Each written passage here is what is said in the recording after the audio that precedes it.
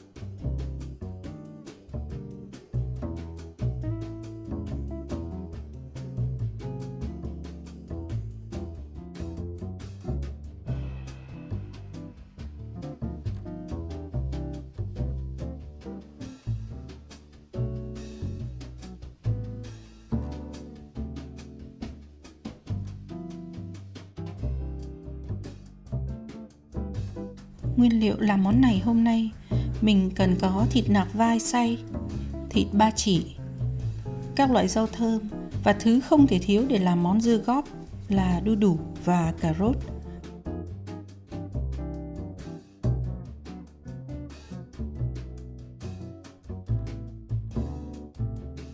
Đầu tiên, để làm chả viên, mình sẽ ướp chín lạng thịt xay với một thìa canh nước mắm, một thìa canh nước tương, một thìa canh dầu hào và một nửa số hành lá và hành hương thái nhỏ. Mình sẽ trộn đều lên.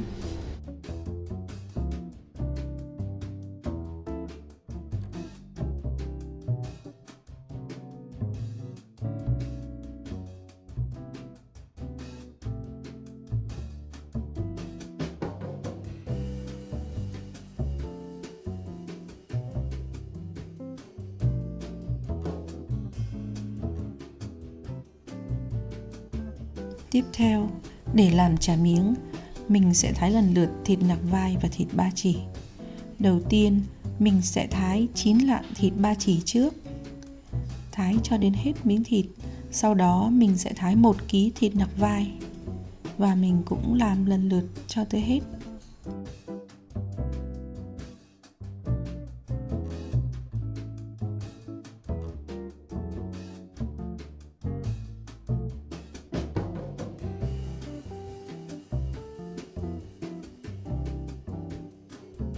Sau đó, mình sẽ nấu chút nước đường cho hơi sẫm, màu nâu cánh gián làm kẹo đắng để ướp vào thịt.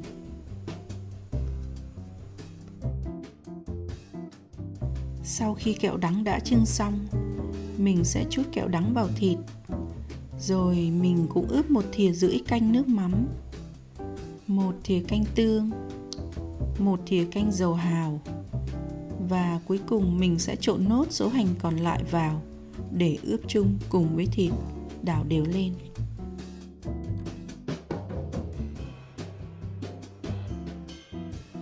Sau đó, mình trộn hành thật đều cho quyện với thịt cho thơm.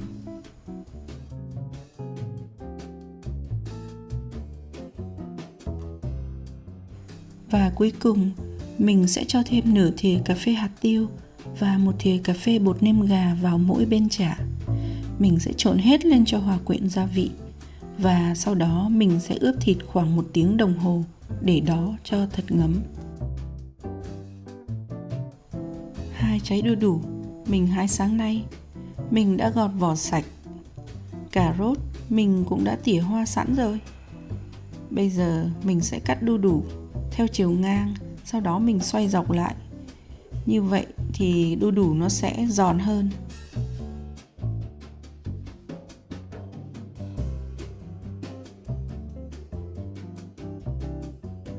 Thái hết đu đủ, mình sẽ cắt mỏng cà rốt độ dày bằng đu đủ. Mình sẽ thái lần lượt cho tới hết.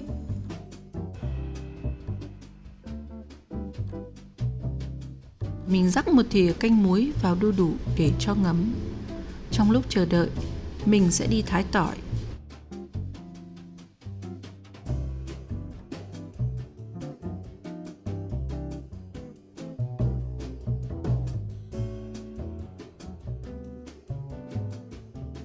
rồi tới ớt.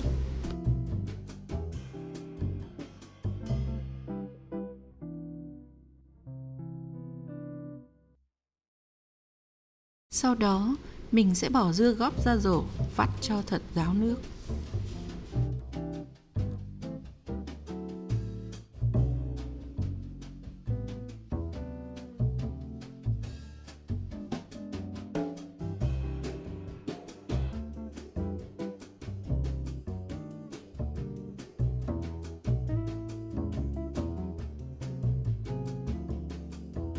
Sau khi đu đủ đã vắt ráo nước, mình bỏ một nửa số tỏi ớt đã ngâm cùng với 5 thìa canh giấm gạo.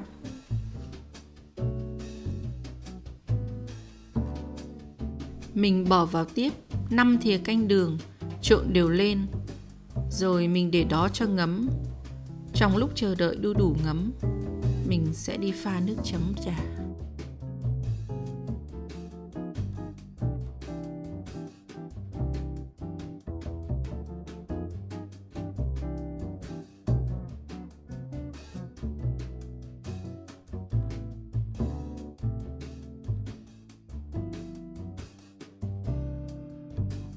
Mình sẽ đổ vào 1 lít nước ấm, 10 thìa đường nâu khuấy đều cho tan, 15 thìa canh nước mắm và 10 thìa canh giấm.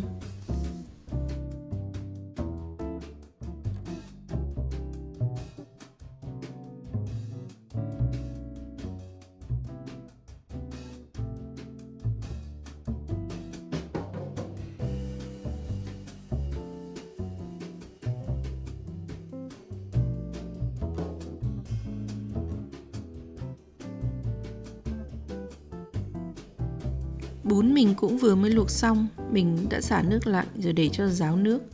Trong lúc đó, mình sẽ cho nốt số tỏi, số ớt vào cùng với nước mắm. Rồi mình quay qua, nặn chả, chuẩn bị nướng. Mình lấy một bát dầu hành phi thơm, xoa lên lòng bàn tay cho khỏi dính và mình bắt đầu nặn từng viên chả.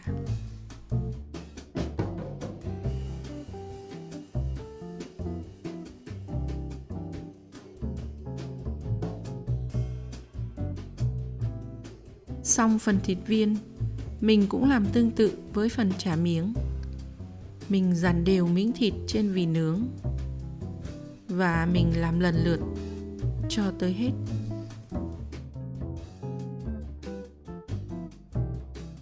Bây giờ cùng đi nướng chả thôi.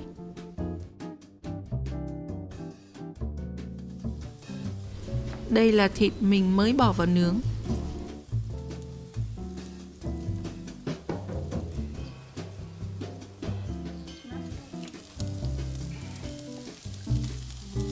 Mọi người nhìn có hấp dẫn không?